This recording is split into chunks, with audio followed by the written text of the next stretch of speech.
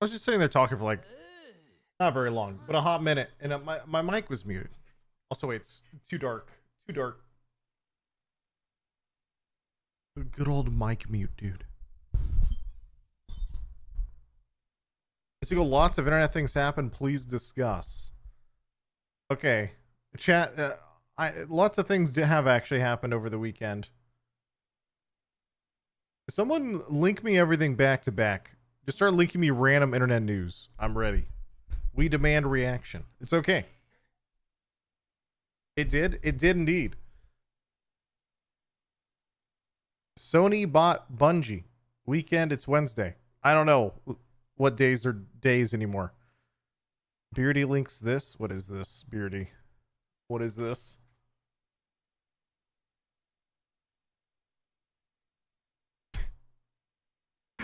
Okay, it's just a random NFTs. Like, okay, this is fine.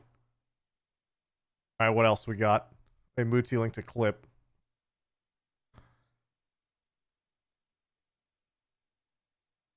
What is this?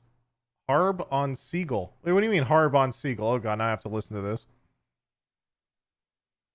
Earlier, is anyone else just like, whenever they see a seagull, they just instantly think of the streamer? I was just like, man, Ah, what are all these seagulls doing out here? He's ruined that word for me. I can't just see seagulls without thinking of him. ah. Get fucked, Harb. Think of him trying to handshake. Oof, why would you What? mention that? What, I dude? thought we swept that under the rug. Who? The handshake debacle. Who brought? It was so wholesome until then. Yeah, he was insanely good at TF2. Aw. Me and him were teammates for a few seasons, and we won. We did win. Earlier, is anyone else? Okay. That was such a 180. It was like so wholesome, but then suddenly handshakes. Jesus. Guild Wars 2 expansion video. All right, wait. I'm clicking on all these links. Let's go. Wait, when is the expansion supposed to come out for Guild Wars 2, Balthazar? Isn't it really soon? See what you got, Guild Wars 2. End of Dragons gameplay features trailer. I think it's supposed to come out. It's supposed to come out really, really soon, I think. Like in the next month or two. It comes out this month? Oh, Queen's eyes only. The Empire of Cantha is not what we remember. They are the most powerful nation on Tyria, thanks to their Jade tech. Wait, they're actually pulling out Cantha? Dude, people have been waiting for this for like a decade. We have to show them that we're on their side.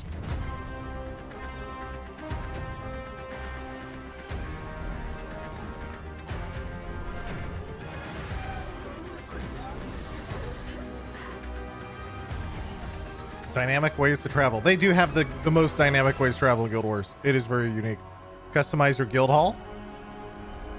A place to admire your cosmetics with friends. Why is there just a fucking whale in the sky? The Aether Blades are back.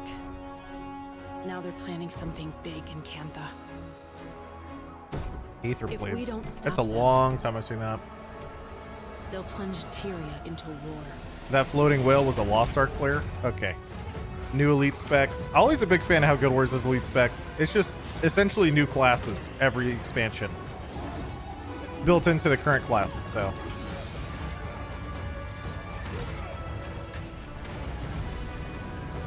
All new multiplayer mount Siege Turtle. So you got your turtles with the lads. That just looks Everything hilarious. Dragon's Watch has fought for. It all comes down to this. The secrets Yoink. of Cantha. The secrets of the dragons. We have to uncover them all. Before it's too late. Oh god, where are they supposed to go after the Dragon Saga in Guild Wars anyway? I haven't kept up with Guild Wars since the first expansion, I think, and so there's quite a lot of dragon lore. And yeah, this is all about the last sea dragon, I assume. I forget his name. But no, Guild Wars I like a lot. It's just Guild Wars is one of those games that has quite a lot going on, but I don't think it gets, it's actually relatively popular as a game, I think. I would say there's, what's it called? Also, wait, Olympus map update. New Blizzard. Oh, we reacted to this last week. I would say in general though, it's Guild Wars is underrated, I think, to a lot of people because it doesn't have the traditional end game of grinding, I guess. And I would say it would have a very, very good storyline if it was free, but a lot of the, I don't know if they changed it over the years, but back when I was playing a lot of Guild Wars, a lot of it was paywalled, and so it got really awkward if you came in later and you wanted to actually play all of Guild Wars 2 story back to back and go through it, and all of it was really, really well done. Like the questline, the living story stuff was really cool, but it was just, it wasn't working, I guess. I don't know. All right, wait, we have Olympus map updates. We have Apex stuff. IGN started their review video saying Dying Light 2 is so buggy they do not recommend playing it on day one. Oh wow, that's scary. But wait, I want to play it on day one. Wait, it's in like 2 days. I think it's in 2 days. I've double checked this date now. That's awkward. Did they have a day one patch? It's worse than Cyberpunk in terms of bugs, apparently. I don't think that's possible. Like, I don't know about that. I'd have to.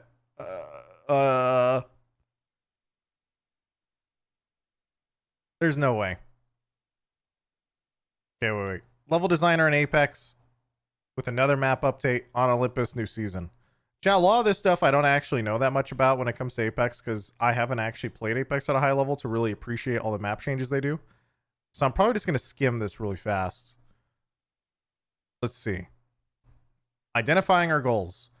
Expand the map, spread out squads more so the center area in Olympus, aka Labs Estates, isn't the only go-to combat zone, and reduce the frequency of spontaneous third parties.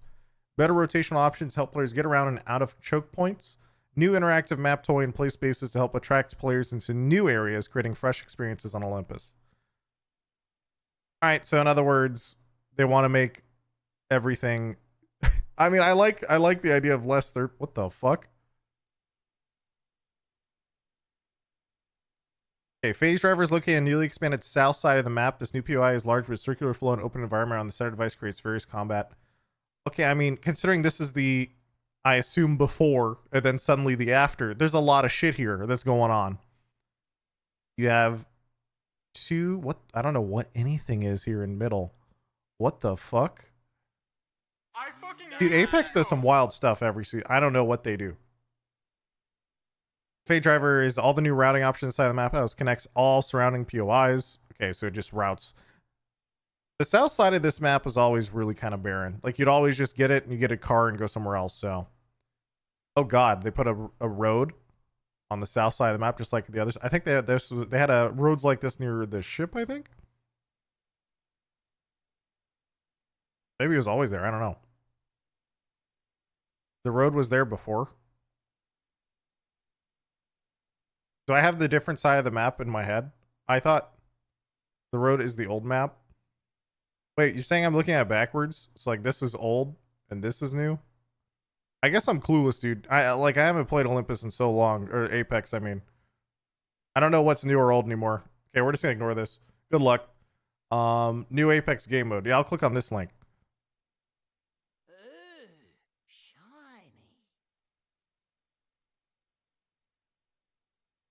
Apex Defiance gameplay trailer premiered January 31st. Wait, have I seen this? Okay, this is a 5-minute trailer. New limited time mode control. New map update. Look out for DMCA music. I don't know what to do about DMCA music. We'll still leave the VOD. Thought you were supposed to be my executioner. That's just how Twitch goes, dude. And so are we. Welcome to Control. Oh god, they're actually like explaining stuff. Enjoy the Apex games. The rules are simple. 2 teams of 9 compete. Legends gain points for their team by controlling set locations. The team with the most points at the end of the match wins.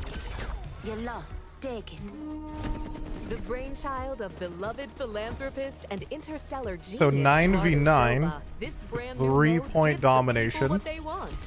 A blood sport the whole family can enjoy. Bloody dirtbags.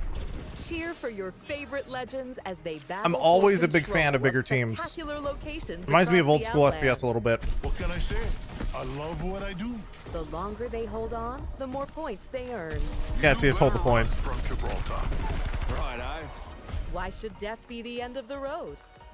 In Control, it's nothing more than a speed bump. Watch out. Here I come, brother.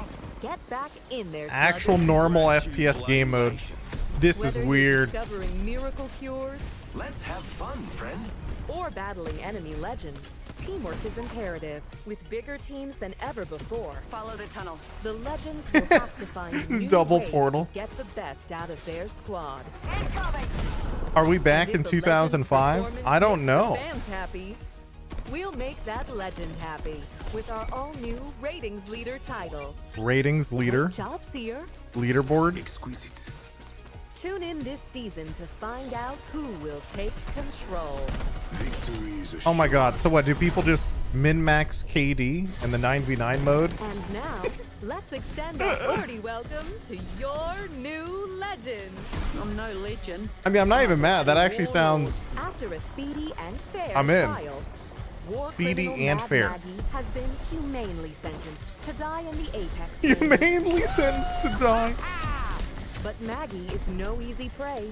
What she lacks in empathy and basic human decency, she makes up for in stubbornness and raw The flamey ferocity. thing went through the Who wall. wants to die first? And while her impotent rage is merely delaying the inevitable, it's sure to keep us She has a all ball? entertained. It drops shit on the ground and then goes boom. Shoot the whole bloody lot of you. Not sure if she's stim packing.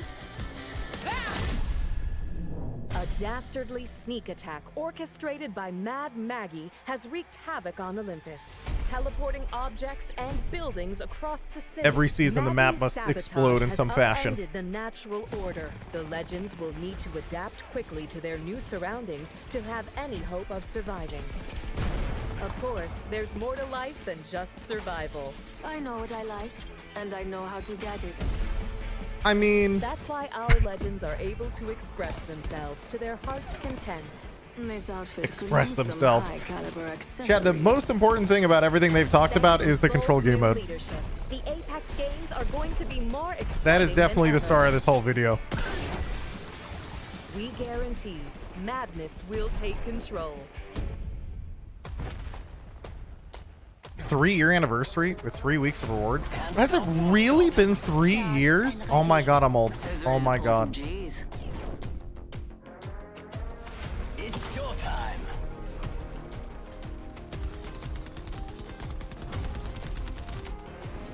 Fly. So they're showing off. Play each of these weeks so you get exclusive rewards probably for on each of the characters. That makes sense. 3rd anniversary collection event. What can I say? I'm here to break the game. Whoa, whoa, whoa, whoa, whoa, whoa, whoa, whoa, whoa. Chat, scroll back. Say. I'm here to break the Watson, left side. Cat ears spotted. game. Here comes a Oh ball. god, dude. The hunt begins. This mask has seen life through death. With each victory, I rise to a new army. And with that, blessed is your departure Fancy cosmetics. for Arthur. Very fancy cosmetics, except yeah, going back to control though. Way to enjoy the Apex Games gain points for 3-point domination, teams of 9 compete. 9v9, The brainchild of Respawns, beloved philanthropy mode gives the and a people what they ratings. want. A blood sport the whole family can enjoy. Bloody dirtbags. Yeah, we'll see. Cheer for your It's gonna favorite be interesting. legends This as is they this battle. reminds me of old school FPS. This explains more about control. All right, wait, what you got?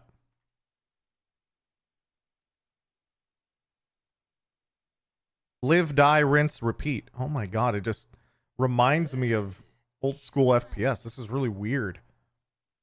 Change loadout. So we have loadouts in the bottom right. We have points at the top. Change your character. TTV. Oh god, dude. You choose your spawn. You can also change characters or loadouts. You can also choose different optics for your preferred style of play. Oh god, this is just an easy way to actually practice guns. And then, oh god. Power struggle. Control zones. Owning a zone gives you points every second. The more zones you earn, the more points you get. The first team to get 1250 wins. Yeah, this is just the team deathmatch I've been really waiting for in Apex for a long time. It's not like, in the perfect world, I would get something like Counter-Strike Deathmatch or Team Fortress 2 Deathmatch, which is, you know, give me like this center building in Skull Town and give me like 12 players, and then we all have a 1 second respawn and we all shoot forever. That's the way to, like, that's the min-max or way of actually having DM mode. But this is the game dev idea of what feels like a good way to bring back some of the old FPS. Oh my god, dude. Rampart on a control point. Capture bonus active. Hazard minigun out. Sometimes timed events will shake up where the action is. Capture bonus will place a one-time point reward on a selected zone, start a countdown timer. And the team that owns it when the timer hits 0 gives you a huge amount of points. These bonuses concentrate attack, defend gameplay around a valuable zone and shift your attention around the battlefield. So they want, and yeah, you can see right here, 3 different points. Look, there's a dropship side. I assume these are like your spawn. And then they have different areas that pop up occasionally. So that way, you don't just get like, the thing that usually happens in these types of games, you probably experienced this if you ever played Battlefield or any other old school FPS, is like there'll just be a line eventually, right? In my boomer reference, we'll talk about Dust Bowl, right? There's always the inevitable Dust Bowl corner that you struggle with pushing. I can see that happening in this game mode, so that I think that this makes sense to try and get people to move places, so it's always shaking it up a little bit. Spawn camping? Well, no, not spawn camping, because I assume if you cap all 3 points, like they would probably just give you a shit ton of points. You guys know, like in Destiny, for example, if you're doing Destiny PvP, if you capture a bunch of points simultaneously, you just really start going, and it's kind of like a mercy rule. They don't want you to just get stopped for too long. You just get stopped to get out of the game and go GG, go next. By default, players can always spawn their home base. If you own the zone closest to your home base, those will become your forward operating base. You can spawn there instead. You're only allowed to spawn on zones that have a direct connection to your home base. That's interesting. So that means if you have A capped and C capped, and let's say you're this team that spawns here on the right, you can't spawn on C. So there's no back cap spawning. There's no potential to flip the map. You know what I mean? You can only spawn from one direction. Interesting. So you can still back cap, but you can't back cap and then have your entire team start spawning there and running it the other direction. You saw that in Call of Duty, you saw that in Destiny and stuff, where like you'd cap the enemy's far point and then suddenly you'd start spawning across the map and then repeat. Also cuts off the other team's spawn. Yeah, so it just means it's a very linear tug of war, I think, where you're probably going to have just always be going back and forth, and you can still back cap, but it's not going to be you probably will be incentivized to actually just to go around, like, you know, on this map, if they have like, I don't know how they said 9 people, so I don't know how duplicates are going to work, but that means if you're in mid and there's like fucking 5 caustics, you just walk around, right? If you own the center zone, you can also spawn there if you also own your forward operating base. This is how the center zone has a direct connection of reinforcements from the home base. This also means if you own the center zone, but you lose control of your forward operating base, you lose the ability to spawn on either zone. This makes backcapping a powerful strategy for a team to divert attention from one zone to another and orchestrate a push. Yeah, so it's just all aligned. So if you backcap and you cut off their reinforcements, you can't spawn there, but then they can't spawn at mid either. And so now your team can take mid by just zerging it with spawns. Total control. Lockout. Owning all 3 zones at once is a difficult feat, but if your team can pull it off, it opens up a powerful position that may let you end the game early. Once a team successfully controls all 3 zones at once, the match goes into lockout. Lockout starts a timer, and the controlling team can hold the lockout until the timer reaches 0. They win the game. If the team that's locked out gains control over any zone, they abort the lockout and the game resumes as normal. Oh, so this is just a mercy roll, right? This is the same thing that stuff like Destiny has, where if there's 3 people and they're all, if you're getting absolutely fucking steamrolled, GG, go next, right? You don't want to sit there and get steamrolled for 20 minutes. You just get steamrolled for like 2 minutes and then you leave. And then we have ratings. Look at that, a fucking scoreboard. Holy shit, Battlefield, where you at? Apex always been played in arena for the shock and awe of an audience. Control is no different. This time, okay, they actually have lore behind it. Sweetening the pot with a new rating system. As you play, control, and perform actions to help your team, capping zones, killing enemies, and assists, you will grow your own personal rating. Audiences like seeing clutch plays. The more you do things to help your team, the higher your ratings will be. Ratings are broken up into tiers: blue, purple, gold. Each tier is progressively harder to earn, but grants you more powerful weapons. Every time you gain a tier, you earn your ultimate. Once you hit max tier, you continue earning ratings to earn more ult charge, even if your loadout has been maxed out. So it's just a kill streak then, isn't it? Look, he's blue, right? His weapon is blue. The ratings are going up in mid, right? He's capping a point. And once he caps this point, right? It's at 80, blah, blah, blah. This gift is taking a while. Cap the point already. Come on, keep up. He caps the point, and now his weapons are purple, and he can run out. So is that... When you die, your ratings reset, and you have to earn them back. This is like kill streaks. When you die, your ratings will be reset. So every time you die, you go back to blue. I assume it's blue. Although he was starting at tier 2 to 3. So we'll see. Because it depends if you start at tier 1 or 2, in which, I don't know. Kill streaks in the form of weapon attachments. Yeah, it's like, well, it's not just kill streaks, right? Because it's, they don't want you to min-max just kills. They also want you to like cap zones and get assists and do everything. You're not going to be like calling in a nuke, but you get purple and probably legendary attachments. You probably start off with white weapons. Yeah, although I'd be surprised if they started you with white armor. I think if you had to pick an armor, you probably want to start blue armor, but we'll see. Kills don't matter as much when everyone can respawn, so in place of the kill leader, the player with the highest rating is the ratings leader. The player who is really doing the most. Oh no. Killing the ratings leader can boost your own rating. And when the ratings leader dies, you have to exceed the ratings they had if you want to take their place. Oh, so it's like a scoreboard of points. And so whoever gets the highest score just stays there as the highest for that game until someone else gets higher, then they take over their spot. That's cute. I like that idea. It's just cool. What's up, maps? Let's see. Control takes you familiar locations: Hammond Labs on Olympus, Barometer on Tropic, with extra cover and updated traversal to support dense firefights. So they're just using familiar terrain from current maps, right? And then they said updated traversal, so maybe like more zip lines, more cover, because there's 9 people.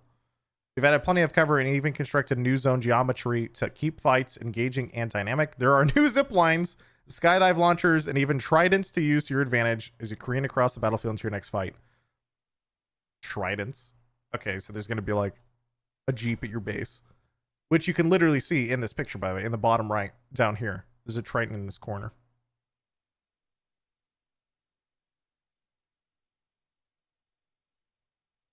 Let's see. Level up your play. We've heard your concerns with escape. Make sure you complete your challenges. Next, in this season, we're introducing dailies, weeklies to be completed in any mode, as well as control specific challenges. Okay. Control will kick off when the season launches on February 8th. Will be playable for the first 3 weeks as we celebrate the 3rd anniversary of Apex. Oh, dude, they better be.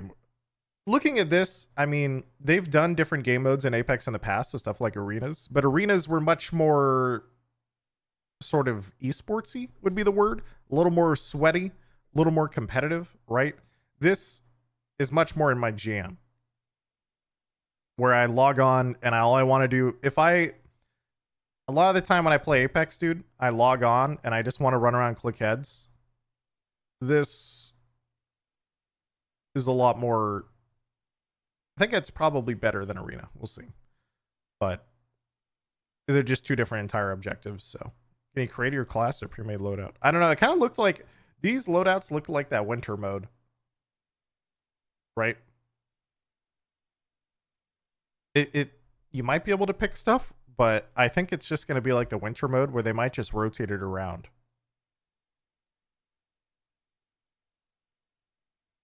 Feel like they can make the teams bigger, honestly. I don't know. Well, they probably, you have to keep in mind too that Apex is a very multi-platform game. Like, do old consoles just explode if they have 25 people on the screen? Like, right? I have no idea how that's going to work. If the loadout is blue, does that mean starting weapons are blue? Oh, I mean, maybe? Because these are your starting loadouts. But they're still purple scopes, and some of them have the legendary scopes too. So yeah, I think you are right, because that would also line up with the clip we saw earlier where someone had started with a blue weapon. Although I'm really curious about where the fuck this guy got a Kraber. Weapons start blue and you can select your own optics. Yeah, so this is cool. I like this. I will end up definitely trying this out. This is something I've been waiting for, I think, in Apex for a long time. Just the idea just to run around, click on heads, and just dick around. iShark, thank you for 3 years. Skeezy, 63 months. Mad Clown, Enzy, Vanda. What's of it? Chaos Mage, Hebrew Hammer. There's a lot of subs. Holy shit. Jolt, Tellius, and Alialis, thank you. Hopefully you can pick up people's weapons still. I don't know how all that's gonna work. Like, if you could, does that mean every person who dies drops a death box in 9v9? Like, can you armor swap? It's gonna be weird, but we'll have to wait and see. When does the season even come out? What day? They set it down here, I think. February 8th. Oh, okay, so next week. So this gives me time to do, let's see. Apparently Dying Light is very buggy, according to IGN, on day one. So we'll see how Dying Light goes next Tuesday. Okay. So Tally, thank you for the 4-year resub. I appreciate you. And so that means we will have to, I mean, I'm going to play, dude. Okay, there's like a line, okay? There's the line of, as a streamer, I actually enjoy when games are buggy to some extent because it's funny. Like, there's the extent of, if a game's buggy and you can't even play, that's not fun. But if a game is buggy and it's just like scuffed ass animations and like people are like teleporting and stuff, I don't know. I think it's funny. And I enjoy it when games are like that to some extent. Like, of course, if I was somebody who was like deeply immersed in the lore and story, you know, and I'm logging in and it's just ruining my immersion, I might be a little more upset. But for a game I'm not particularly attached to the universe because I just played it for the first time like last week, I don't think I'm gonna care that much. Mass Effect facial animation bugs come to mind. Yes, exactly. Like Skyrim bugs. Yeah, like that's just fun. All right, anything else I missed? Someone linked this. Season 1 of Battlefield was delayed. Today we're sharing the latest 2042 details, our new player feedback loop, and a status update. Wait, you've patiently... All right, let's read this. Upcoming updates soon as possible. Scoreboard, and our next update will be adding a refresh in around scoreboard. Huge. All platform voice communication. Big. Player profile. Huge. You know, it's really, really sad that your journey to season 1 is including a scoreboard, voice chat, and a player profile. Let's be honest. This is not, like, I know you have to say this, but this is the most, like, nothing more needs to be said, right? Like, that's really sad. Yeah, that's tough. I don't even know how you push past that. Also, wait, I didn't read the rest of it. We've had to make some big decisions to ensure that our next set of updates can be delivered. It's like, I'll move this slightly over so you guys can always read it, because I just realized you probably can't read it because of my webcam. with the most substantial one being to move the release date of our first season to early summer. Oh no.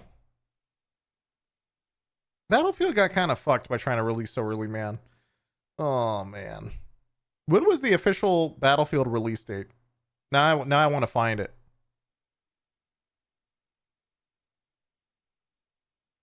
Did they just release it for the holidays and that was it? Just trying to hit that time frame of holidays of last year. I'm trying to remember, did it release in like October, November last year? Sounds like it. Yeah. Because realistically, everything they're kind of describing here sounds that they probably should have just pushed it all the way to this summer instead and released it properly. It was originally October and then it was delayed to November. Oh my God. That's sad. They should have definitely delayed this by like another year. Not a year, but at least until the following summer. If you had stuff that was this bad. Although you got to remember, it wasn't that the game was so unfinished it didn't have a scoreboard. It was the devs didn't want a scoreboard.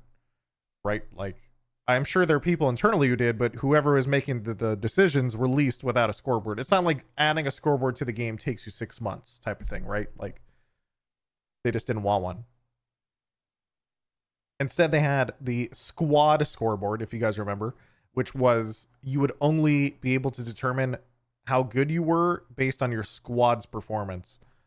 And I also think it's really, really funny at the end of the day, seeing all these people freak out about a scoreboard, not being able to see like KDA or like damage and everything. When also I come from Overwatch, a game that also doesn't have a scoreboard that we've been bitching about for like 10 years now.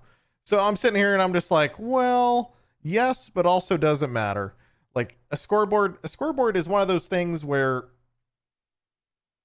it's like a free give me. Like it's a free gimme for the devs. If they give you a scoreboard, it's cool, but it doesn't actually change the fundamental reason of why people were unhappy.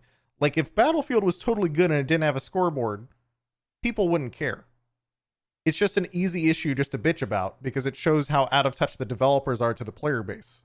Right? To turn around and go, yeah, the reason why I'm so unhappy, you guys don't even have a fucking scoreboard. It's like the thing on top of all the other nonsense that was in the game. So, new feedback loop.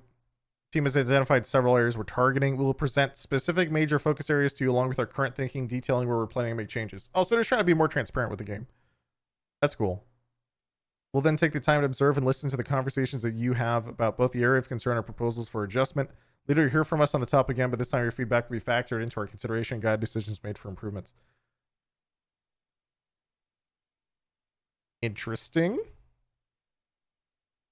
These conversations will be centralized, accessible here on the Battlefield website, summarized across our channels. I feel like this is like we know you're really upset at us, and so we're just going to be as transparent as possible, and hopefully you see that we're making changes you like. And that's kind of it. But also, the moment devs put stuff like this out, by the way, it's a disaster, usually. The reason for that is because most of the time people's feedback is just fucking dumb. And my feedback is, a lot of people's feedback is, like, if you ever gone to the BNet forums, right, have you ever gone to, like, any official forums? I mean, most people are really dumb. And so this is just going to be a very easy direction for people to rage at the devs. And then when the devs don't listen, that just gives them another outlet to be even more mad in the long run. I think this is how it's going to play out. It reminds me almost, in a way, it reminds me a little bit of the World of Warcraft, like community council. Like the idea of that, it's like, oh no, what are you guys doing right now? These conversations will be centralized, accessible. Later this month, this process will kick off one of our key focus areas, map design. Although I do understand they're trying to rebuild trust. They are trying to rebuild trust because they were actually completely missing the mark in what the players wanted. So it's important to also have, like, they're trying to take that step, right? To be like, hey, we're really sorry we fucked up. Here's why we did all these decisions, and give players the inside of, sort of the inside look. It's like, why did you do this? Here's why we did this.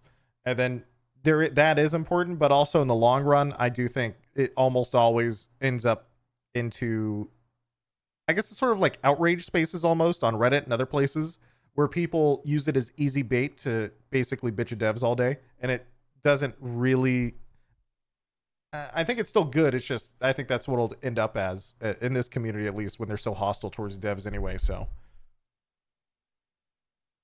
let's see. For more nuanced areas of the game, such as portal logic, we may have these conversations on smaller scales. All of these conversations will happen publicly with everyone invited to take part. Some of these feedback loops will cover bigger areas than others, and some will take longer to complete and realize. It's not an indication how we might prioritize, but a reflection on the nature of game dev. Changes to our maps and core gameplay take time. Okay. Season 1, early summer. Okay, so they're giving you free stuff. We know this release is later than anticipated. For many of you purchased or upgraded to year 1 pass, to acknowledge and thank you, those players are receiving an exclusive bundle. Okay, so if you bought an ultimate or gold version, they're just like, hey, yeah, we know our game is kind of awkward right now. Here, have some free stuff. Maybe you'll feel better. It's a coupon. Yeah, exactly, dude. They're like, hey, here you go, dude. Here you go. Didn't you do that? Oh, well, I was fortunate enough actually to get a key through someone else who tossed me a key. And so therefore I actually do technically have an ultimate edition, I think, because the ultimate edition had early access and somebody threw me a key and I was like, okay, thank you. You just saved me like $100. I'm in. Gurge, thank you for $35 or 35 months. Tally Cynics, Ice Shark, thank you again. Streamer, talk about Sony buying Bungie. Okay, wait, there's a lot going on. Isn't there even more than the stuff we were just looking at? Oh, God.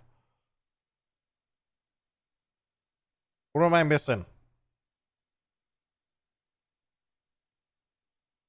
The general opinion about Dying Light 2 is the parkour is great, the story and characters are shit. Wasn't that the general consensus behind Dying Light 1 to an extent? People told me many times when I was first playing the game.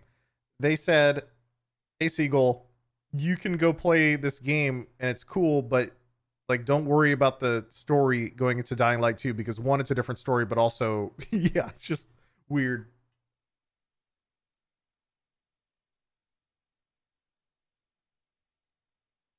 Here's a short trailer for Risk of Rain 2 DLC.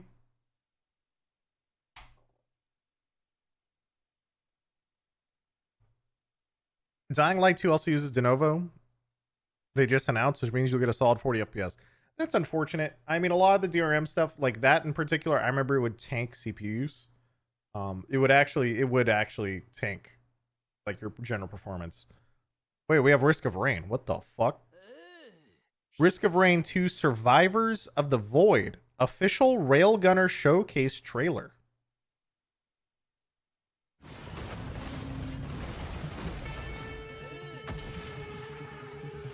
Oh snap, he's a sniper boy. First person scope.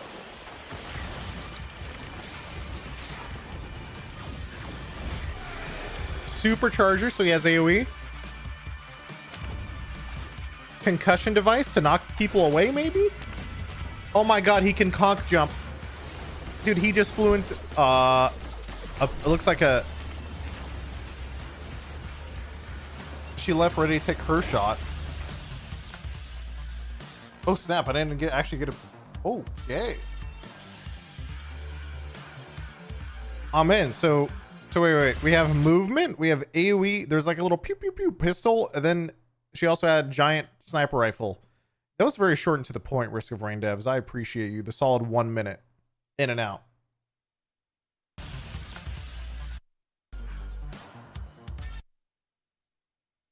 There's also a Halo TV show trailer. I'm not going to watch that on stream because I'll probably get DMCA'd. More like 30 seconds. This is only the first of 2 characters. They have a gameplay session 2 with them. What's the other one? She has a manual reload system just like the OG sniper. I actually didn't play Risk of Rain 1, so I have no idea how it works. Dev Thoughts is much better. Dev Thoughts.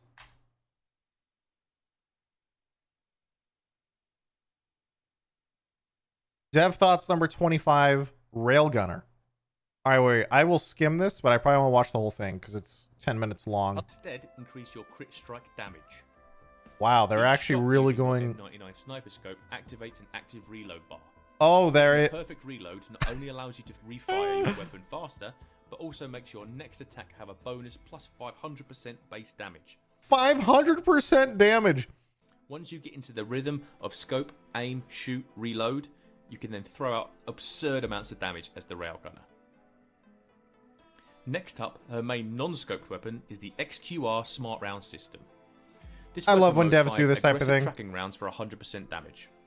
While not the damage powerhouse of her scope modes, It's the- the XQR definitely has its uses.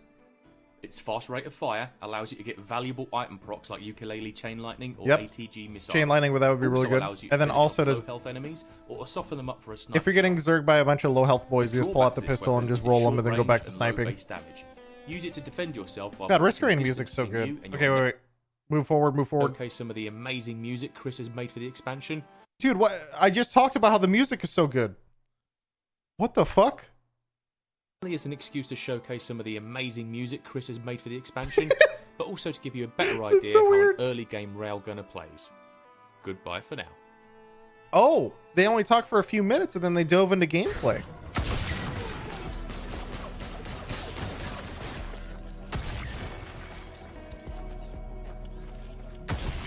Big.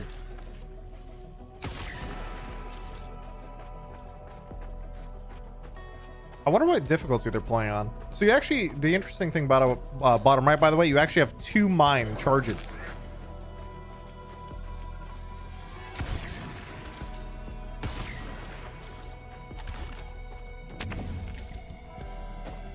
It's on monsoon. Gotcha.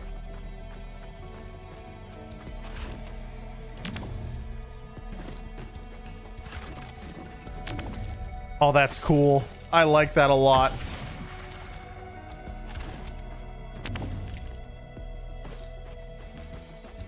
That's awesome.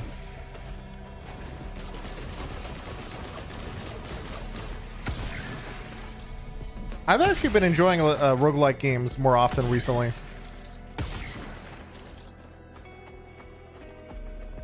New currency slot, by the way. Oh, there. Wait, you mean top left? I don't know. I haven't played Risk of Rain in ages. I don't know if that would just be related to the other thing that I can't remember.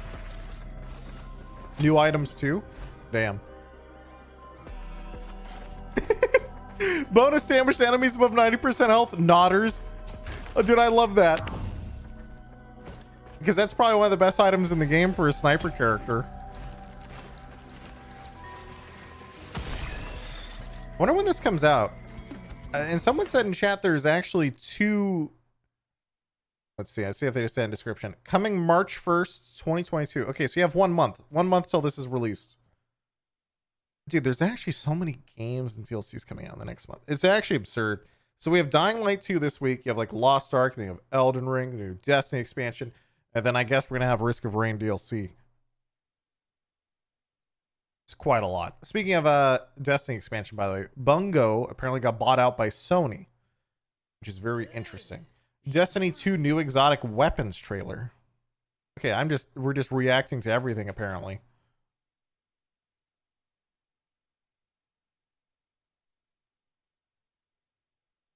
It was only a minute and a half. I'm in. Show me loot. You know, I appreciate Destiny. What is the relic on Mars? The power to create your own weapons. Okay, guys, relax. I mean, okay, so we're crafting.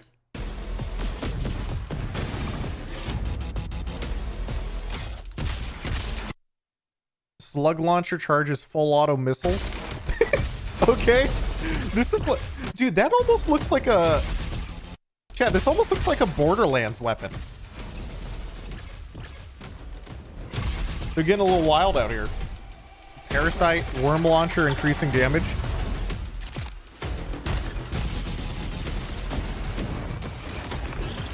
I'm okay with this. Edge of action places a protective shield. Deploy. Okay. Warlock glaive. Place a healing turret. Hunter glaive. Tracking chain lightning.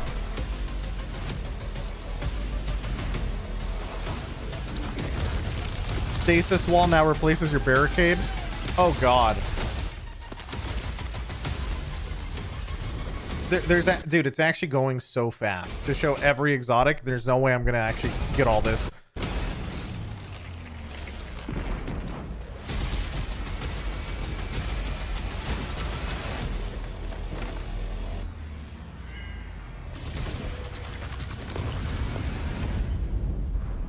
I have not played Destiny in the last couple seasons. I actually need to get back into it at some point, chat. I don't know. Man, there's too many games coming out that week, though. I don't know when I'm going to play Witch Queen. But I still want to play it. And I do appreciate the amount of...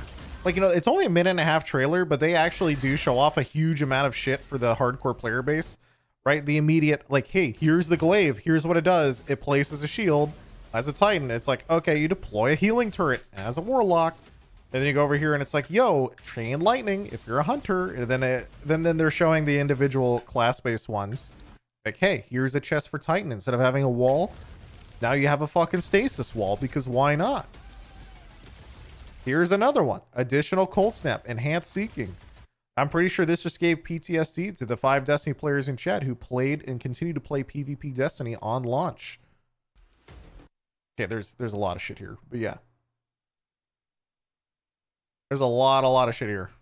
But Destiny always does a really, really good job with pretty much... I think Destiny does some of the best job, actually, with the feeling of gunplay. I don't know if there's another game that hits quite as hard as Destiny weapons do and how polished they are and how good it feels to shoot them. It is really, really good. Then I freeze for like 1 second. Yeah, I know. But okay, but now here, it was like on launch, dude, it was disgusting because they had to nerf the fuck out of him. So that's what I mean. Apex is close. I don't think so. I think Apex is pretty good. Warframe and Destiny. Warframe is also pretty good, I would say. But it doesn't, just by the nature of how Warframe works versus how Destiny works, Destiny guns just feel a little bit better in some ways because Warframe is much more about making the numbers go up. And so a lot of the time, Warframe guns, they don't feel as grounded as a Destiny gun does, because I think it's just they have too much variation in health. Every Destiny gun feels unique. To some extent, yeah, it does. Warframe guns don't feel weighty. I think that's why. Is it the animations that make it feel good, or both the animations and feedback? It's like everything. It's the combination of Destiny has a very, very tight amount of, like, okay, how do I put this?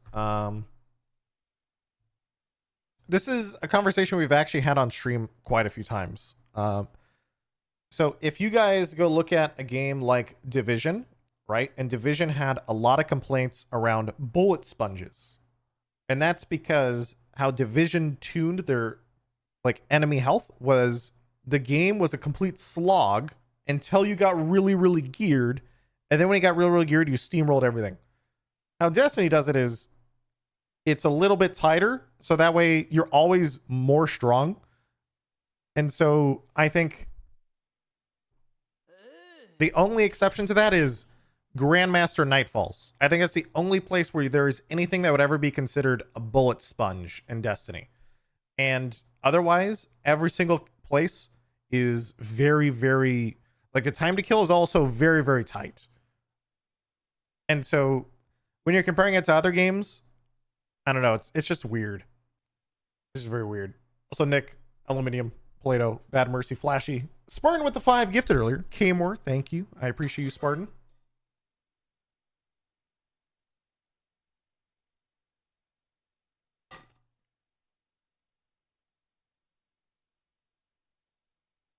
Destiny isn't known for bullet sponges or anything. Yep, smile.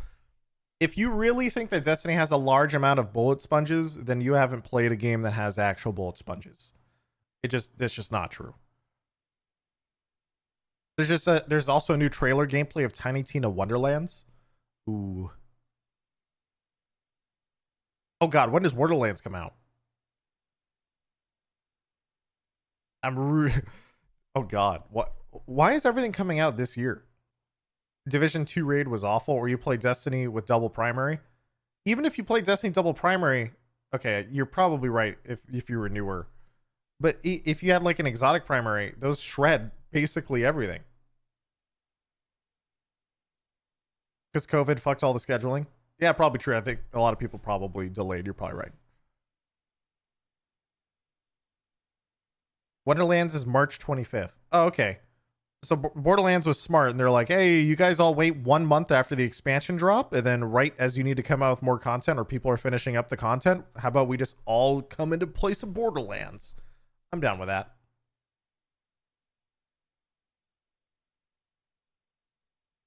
In Destiny, you debuff the boss, buff yourself, use your heavy ammo on your super and meld bosses. That's true. I mean, I haven't actually played Destiny in a while, but pretty much every raid I ever did had very, very focused burst phases where you do a bunch of mechanics, the boss becomes vulnerable, then you just fucking slam. Like all your heavy ammo, everybody pop super and just pop off. The Division has much worse bullet sponges. Division 2 starting gun ended up being the best one, right? The Spartan, that one was actually Anthem. But okay. Anthem was a different story. Anthem was fundamentally just did not work as a game. There was a bug where stats, and so for those who don't know, in Anthem, there was a bug where like the more gear you got, the more the enemies scaled. That's how people thought it worked. But then people slowly realized that stats and DPS and items did not matter. And so someone figured out if you equipped the level 1 starting gun and you ignored all damage and you ignored all stats, and by damage I mean you ignored the damage stats above the enemy and you put on a level 1 gun, it technically had a faster time to kill than any other weapon in the game. It just didn't make sense. Like, items were fundamentally broken. You would put on a level 1 gun, start hitting an enemy for 5 damage, it would take off like chunks that didn't make any sense, and then people realized that none of the items in the game actually worked. Like, it was all fundamentally broken. And so people then gave up on items in a looter game and just equipped the level 1 tutorial gun, and that was the best weapon in the game. It was really weird. Kaiju Train, thank you for 34 months.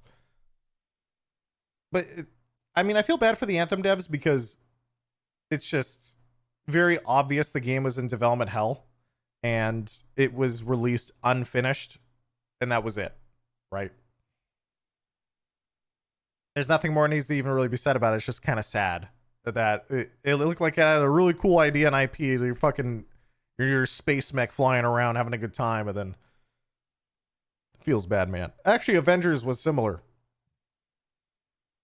I remember the Marvel Avengers looter game.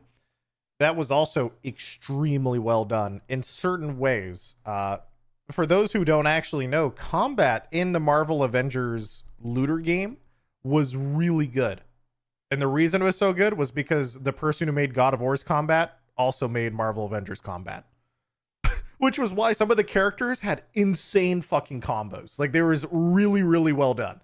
But then everything else was just dog shit. It was very unfinished. But some of the characters had really, really cool combat. And that's why, from what I remember, was one of the leads on God of War combat got paid probably an obscene amount of money to whoever it was, and they're like, yo, come work on our game, and they were like, all right, let's go. And then yeah, I forget what the person's name was. I'd have to go look this up again. Someone could probably find it and track it down. It was talked about at the time, but Avengers had a combo style combat similar to God of War, where like you'd have like stances and stuff like that. So imagine you had basic combo attacks that you could combo into other attacks, and if you added a delay, you'd stance swap, and then you could do even further combos. But then nothing in the game really lined up with it. It was Vince Napoli.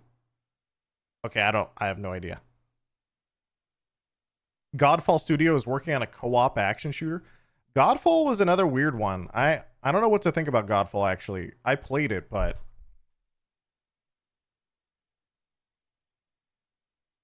excited for God of War Ragnarok? Yeah, but it'll come out. PoE, add a single full screen Atlas skill tree.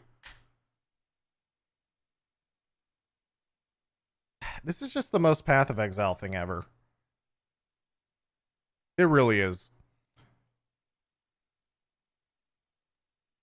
It's a skill tree for map modifiers, permanent map modifiers.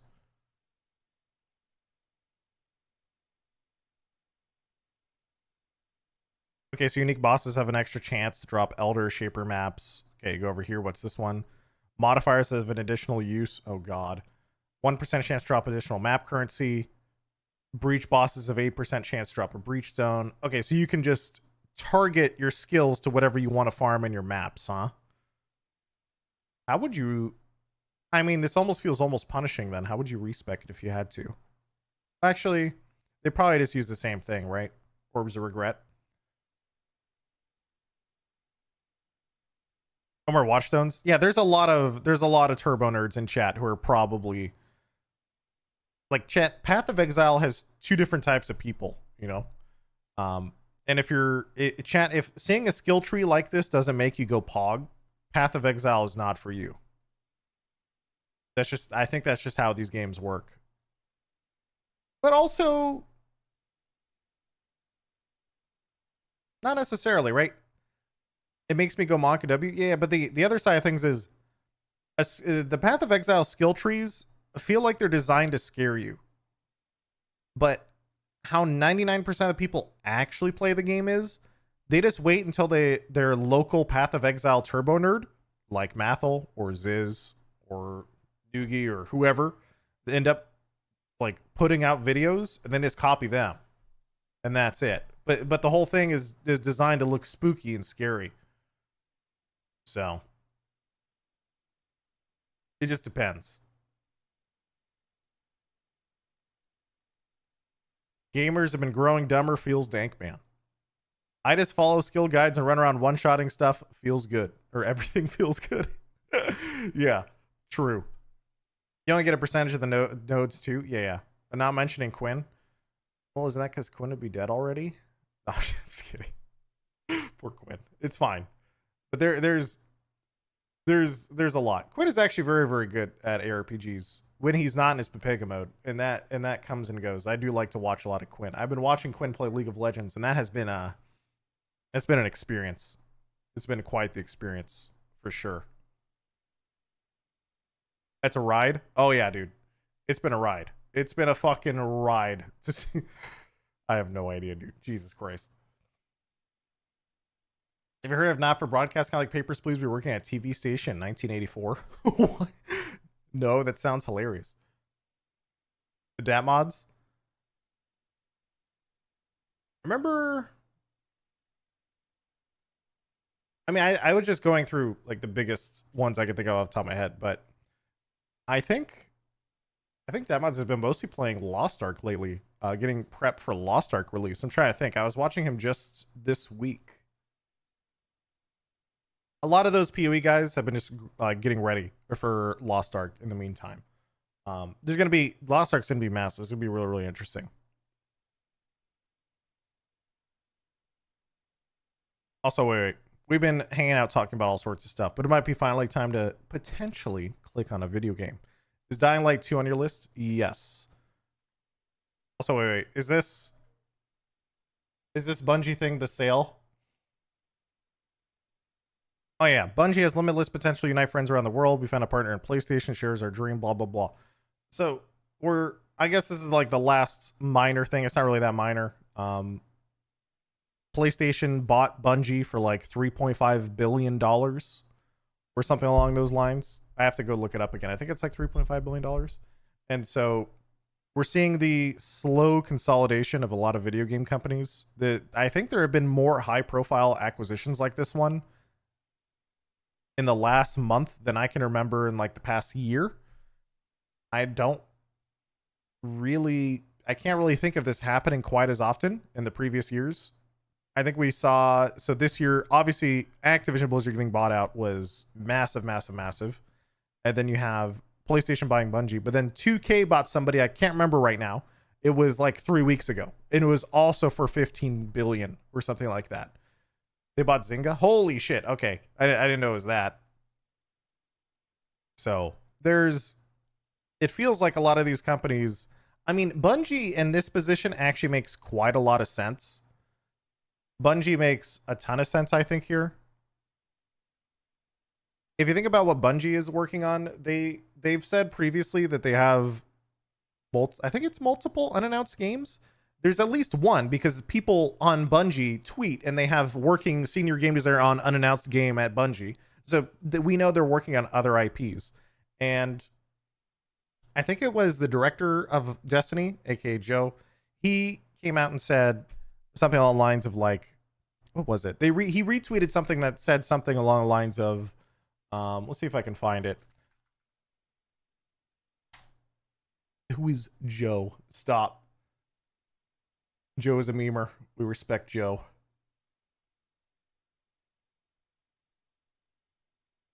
Here it is. Good old Joe. See, look, I mean, Joe's a memer. This is his profile picture, dude. And he's game director for Destiny. We love Joe. And so, if you scroll down, he retweeted something like this. The motivation behind Sony's acquisition of Bungie is to help boost their own abilities to make live service multi-platform games.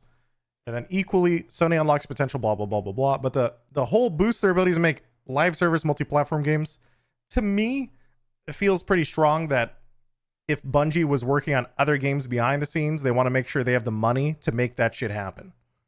And so getting a bunch of money from Sony and allowing yourself to actually work on multiple IPs other than Destiny is cool. So good for Bungie. And hopefully, and a lot of this stuff actually is sort of big picture business stuff that I'm not really qualified to even talk about because I don't know. I think people have very specialized knowledge for the most part, right? Like, Chad, if you ask me very specific things about tech and video games, I'm going to know it. But then if someone wants to ask me about what are the economic ramifications of Sony buying Bungie for $3.6 billion and Microsoft, buying out ATVI for the solid $69 billion just last week. What are your thoughts, A. Siegel London? I'm sitting here just like, bro, video games numbers go up. And I have no idea. The only thing I can think of is I hope it lets them build bigger games. Right? And I know it takes a lot of dev time to produce live service multiplayer games. And I hope that in the future they can build more games beyond just Destiny. They've already said they're creating a new IP, ETA 2024-2025 at Bungie. Probably something they show convincing to Sony. Yeah, and I mean, whatever it may be. It's just the idea that if you're one company working on one game and most of your resources spent into going that one game, it makes sense to sell and get a shit ton of money so that way you can build more games and grow.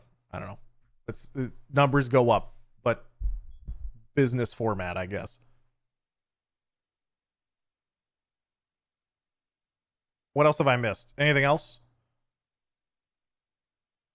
It's funny everyone talks about Microsoft has done deals. Realistic chance the merger will not be allowed by the FTC and other regular. Yeah, there is a chance, but also I don't think it's a very realistic chance. The reason I say it's not a realistic chance is because imagine you're Microsoft buying Blizzard and you turn around and people are like, yo, this is anti-competitive. And if you're Microsoft, don't you just go, yeah, but Steam exists or something? I don't know. Like the video game industry is massive. Any plans on playing Arena of Kings?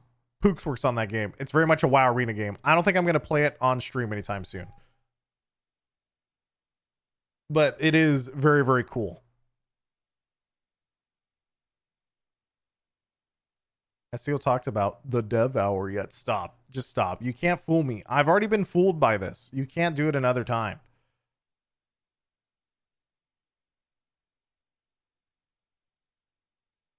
Did you talk about Hyperscape getting canned? We did. We talked about a little bit on, I think it was Sunday. Basically, I think it's a little bit sad that Ubisoft seems to be the only only company that is consistently trying to make sort of old school, fast-paced FPS games, and they just consistently fail at it over and over. They did, let's see. If you think about all the games Ubisoft is working on right now, okay, we have Hyperscape, which just got canceled. You have XD Defiant. You have their free-to-play battle royale called Division Heartland. That's 3 different FPS games that I can think of right now. And then they just released Rainbow Six Extraction, which was their Rainbow Six plus Left 4 Dead style game, which actually I think is, I've played it a little bit. It's not that bad, actually. They also have another, okay, Beardy just pointed out, they have another Battle Royale game called The Ghost in the Ghost Recon universe. So ignore Extraction, because Extraction is more Rainbow Six Siege, right? But you have 4 different FPS games. Division isn't an FPS streamer. Okay, dude. Like, we can get all technical. Shooter. Let's just say it's a shooter game. Pew, pew, pew, pew.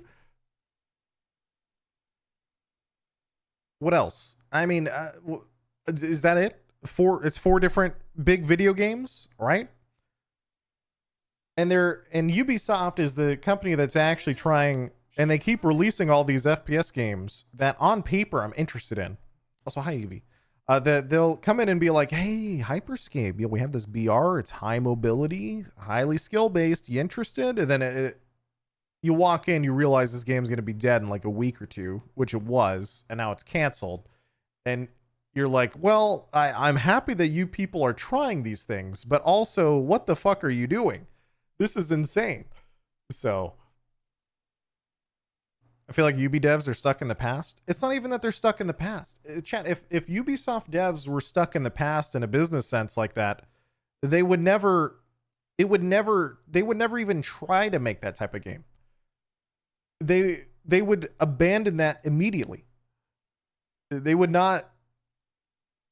It's so far in the past, chat, to even imply that an arena FPS is old. It's beyond old. It's ancient, right? It's like 5 generations ago. Chat, the last high profile arena FPS launch was like Lawbreakers in 2016 or something. It's been a long time. Diabolical. Okay. Beardy, I said high profile. No, I'm saying I'm memeing. I know what you mean. Arena shooters have fundamental flaws as a format. I know. I will say, by the way, Diabolical, I have nothing but respect for. But also, that game, from an outside perspective, looks exactly like Quake. And that's all that game looks like. And so if you're an average... Think about it. If you're the average casual player and you click on Diabolical, there's no way you click on that and you're like, yo, this is just Quake. Right? That's so good? Question mark. Okay, so it all depends on the audience that you're trying to reach. Let's be real. Guys, Quake and Quake gameplay, for the most part, is only going to attract old Quake boomers. You have to do something a little bit more interesting to get the Zoomer audience, right? Even Splitgate, who got a Zoomer audience, was essentially Halo-style gameplay with portals, right? And it was very unique in what it did. And Splitgate, like, I don't know if it's super popular right now, but it did do really, really well as a video game after it popped off, weirdly enough, for a hot minute. Like, they had hundreds of concurrent players, right? For like years.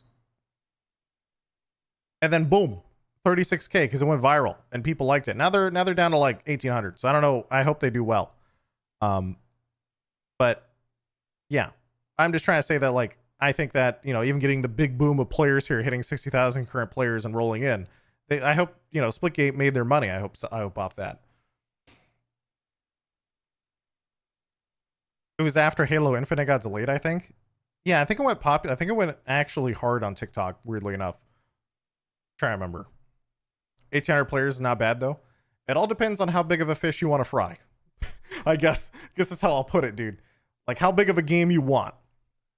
If you want to make a game like Diabolical, right, that's primarily Quake-centric, and I'm only speaking from the outside, right, of what it looks like, then you're going to primarily attract that core arena shooter audience, which is enough if you really just want to serve that core old school audience. It'll probably be really, really good. Splitgate also got 100 million investment efforts. Boom. Good for them. That's awesome. I hope they actually like use it to pop off or whatever. Because it was a hard indie game. So you go see DeFran had an hour queue today in Overwatch. I don't think that's surprising. I think if you have an hour queue in Overwatch, that's not too surprising. It depends on what time he's playing. Like, I have no idea. Why don't people make more hero shooters? That is a very good question, I think. Why don't people make more hero shooters? I think it's because hero shooters are very hard to make. He's also playing EU. He plays in EU at 7 a.m. Oh, okay. Well, okay, yeah, that makes sense, especially if he's really high MMR.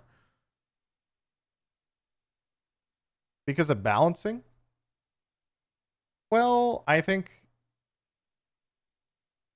it's a very, very large range of what you consider a hero shooter, right?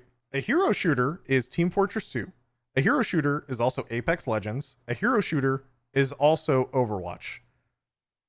These are all extremely different games from each other. And they have very little in common. Also, technically, Valorant. Yeah, I guess if you want to say Valorant, yeah. And so when we talk about hero shooters, typically what we're describing is moderately high mobility, not super high mobility, but you want like a little bit, and slightly high time to kill. You don't want to get 1 or 2 tapped all the time, but getting 4 or 5 shot is okay. Kind of depends, right? And those two things, when combined with the hero shooter genre of having a ton of different characters with drastically different loadouts and abilities to play, is very hard to like keep in line, I think. It's hard to make characters feel unique and are not broken. Yeah, like if you think of Overwatch, for example, there's no other game in the FPS industry that I know of that will allow you to play the diversity of characters that Overwatch has in gameplay styles, right? Like if you go play Hammond, you're like a little Spider-Man ball. If you play Lucio, now you're wall riding, and now you play Echo and you're kind of flying and floating. You play Mercy and now you're jumping to your teammates. You play Winston, you're a giant monkey. Like nothing is similar in that aspect. Like nothing comes close. And so I think that's also like one of the really, really cool things about Overwatch. You can play Reinhardt and simulate a wall. True. You could also play Orisa and just simulate falling asleep. It's massive. He said TF2 is a hero shooter when it's always been classified as class-based. Okay, dude, you're like one of those people from Dota, all right? Let's be honest. You lost the war. Okay, it's called a MOBA now. Sorry. Stromcow. Thank you for the 1 year, by the way.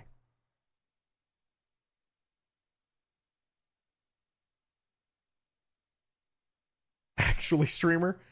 I'm being honest, dude. There's a lot of people get very protective over their terms, right? They're like, it's not called heroes, they're called classes. And then you go play Valorant, it's like, it's called an agent streamer. And then you go play Siege and they're like, actually, it's an operator. You know, it's like it's never ending.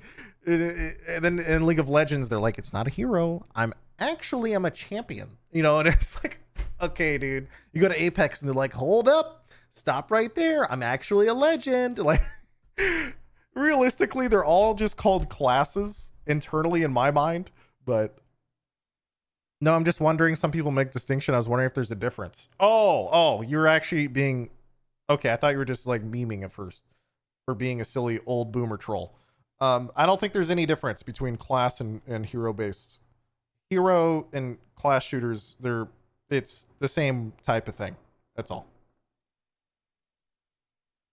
Classes, because, you know, Team Fortress is the origin of it all. Yes. But they're actually called gods in Smite.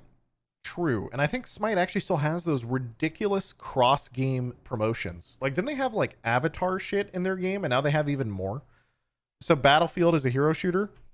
Unfortunately, yes. That is actually a massive complaint about the latest Battlefield, was that specialists were trying to become scuffed. It was like a scuffed hero shooter.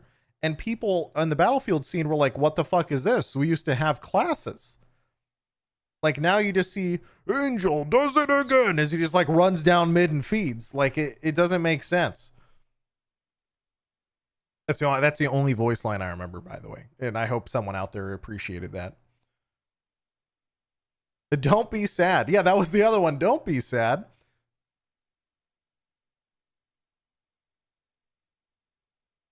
2042 demonstrates how easy it is to fail at the character part. Yeah, it is a little bit. Yeah.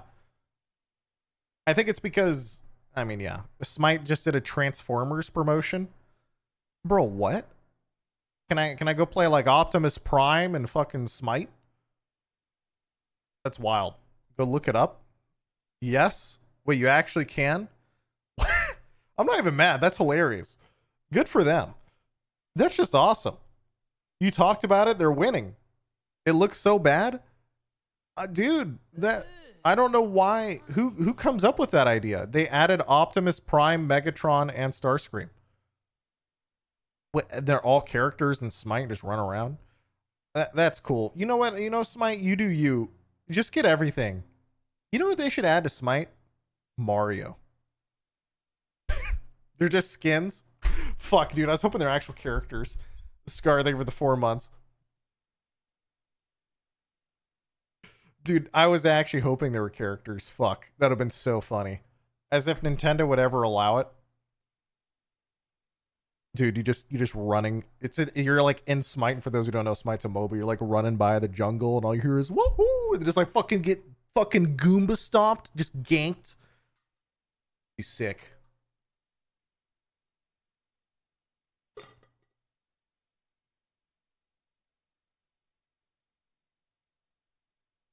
All right, what are we playing today, by the way, chat? I was leaning towards. Let's see. We got a couple indie games. Are we playing Gwent today? No, we were just clicking on random shit here. We have... Chat, I've been unfortunately addicted to Rogue Tower. Rogue Tower, I even played off stream a little bit yesterday. And by a little bit, I mean probably like 3 or 4 hours. Rogue Tower is good. Vampire Survivor got a new update.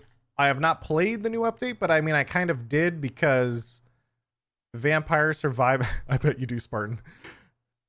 Vampire Survivor, I played the beta patch, and so I think it's exactly the thing I've already done. Pretty sure. No game, just more industry talk. Wait, what do you want to talk about? Hit me with it. When is Seagull swapping over League of Legends like Surefour and Moon? Selby, I will have you know, I spotted Surefour playing Global Agenda the other night. Okay, he was playing Global Agenda. I respect it. What was the FPS platformer you mentioned?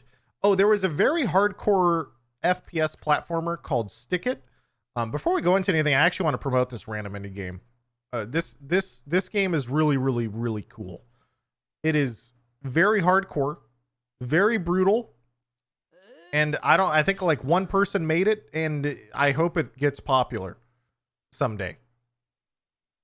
Look, I'll jump into it for a second so I can show you. I saw your stream. It seems rough. It is. It is. This entire game is you run around and you jump and you stick to walls. This is the game. And you have to go for like 15 hours straight up and don't drop. And this is the game. An FPS platformer.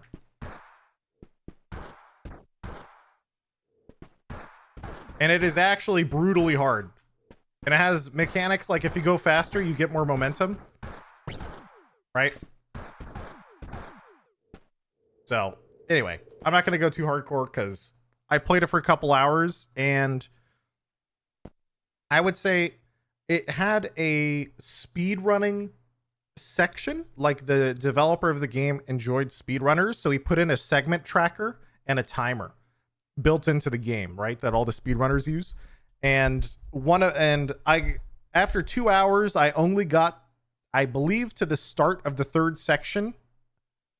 And I think there was 12 or 13 sections. And this was me playing for like 2.5 hours. And I actually have experience in FPS games like that. So it is a very, very difficult game. It's very, very hardcore. So like Jump King hard? I think it would be later on. Yeah, I think it would be. It's very cool. Look at this line I take. Never seen a 113 in my life. Okay. Okay. Roaming Soldier only got to 3rd section. Okay, look, it was hardcore. I had to practice it, you know? Since the beginning of roguelikes, try Slay the Spire, maybe? Oh, God. The last time I played Slay the Spire was 2018. That was hardcore. Because of you and Barrio, I got sucked into Vampire Survivors. I hate and love you. Is there anything else I've forgotten, chat?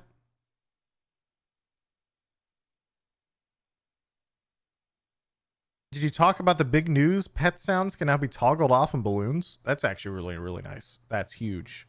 That's awesome.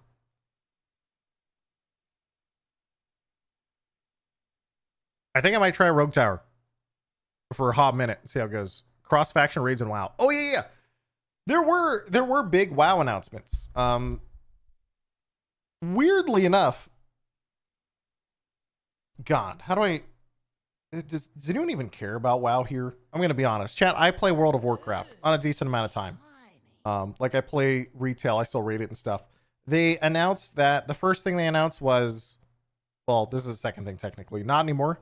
Yeah, so they announced cross-faction instances. So in other words, you'll be able to raid cross-faction, and you will also be able to like play dungeons and stuff like that. And then hopefully also have cross-realm guilds soon, or cross-faction, which is good because if you play an alliance, your faction is pretty fucking dead. And then there was the second thing, which was much more interesting, was, I mean, this is more of like a niche World of Warcraft thing. They banned boosting communities. And so for those who don't know, in World of Warcraft, boosting was completely out of control, partially in part due to whales just buying WoW tokens all the time.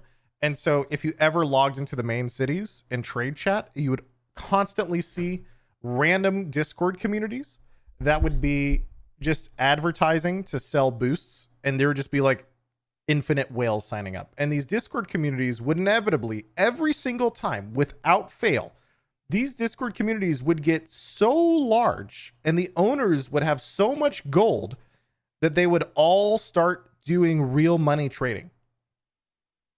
I don't know of a single exception. Every single one I know of always inevitably became real money trading because there's too much money.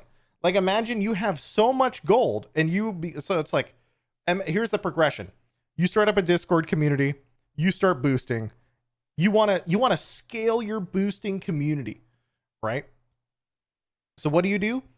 You set up a bunch of Discord bots and then you approach guilds and you go, hey guilds, if you want to boost, we'll set up all of the boosts for you and we'll take 10% off the top and repeat an honest trade corpa. Exactly. And then they just continuously do that and they scale and scale and scale until they have quite literally like 1 billion gold. And then what do? Well, it turns out 1 billion gold, if you sell it to Chinese, those random Chinese gold selling sites is worth tens of thousands of dollars.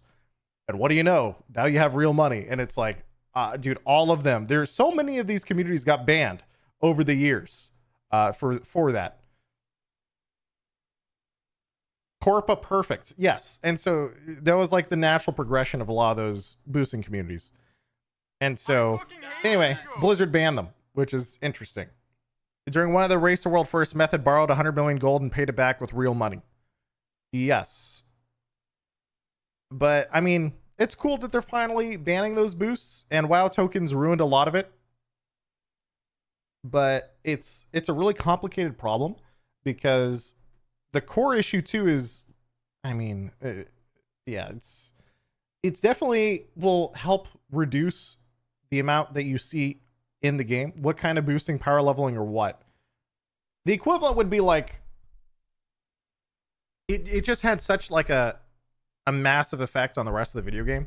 So let's say, so for example, I joined a raiding guild, right? And let's say you leveled a max on a new character in World of Warcraft. I'm trying to give you the most basic example of this that I possibly could for like an average person who doesn't know anything about WoW.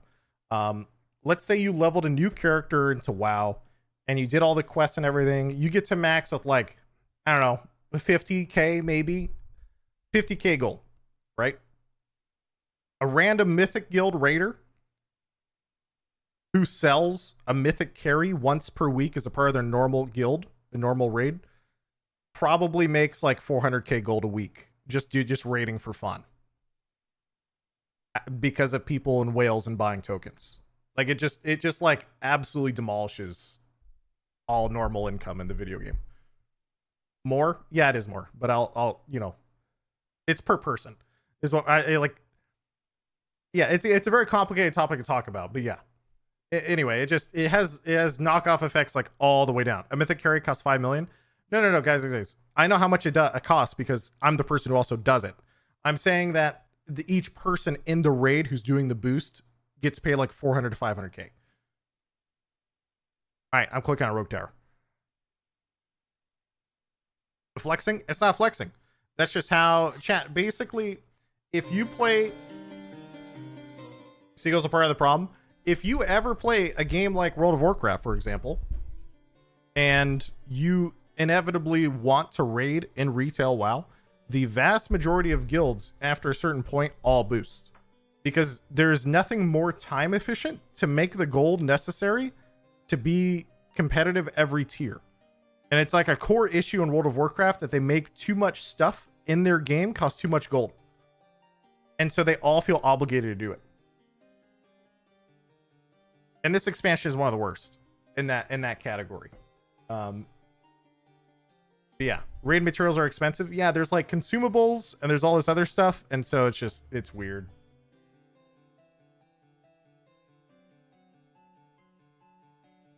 Is the end game of all this all MMOs switching to cryptocurrency?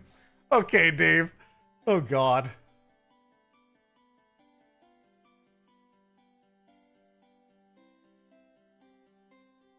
Hey, give me a nice WoW coin. Yeah, exactly.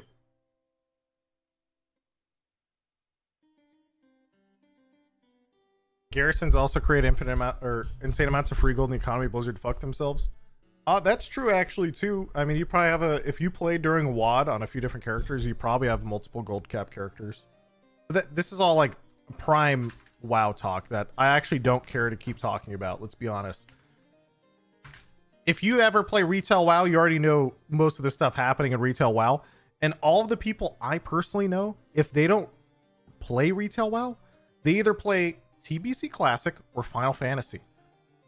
Those are like the vast majority of people.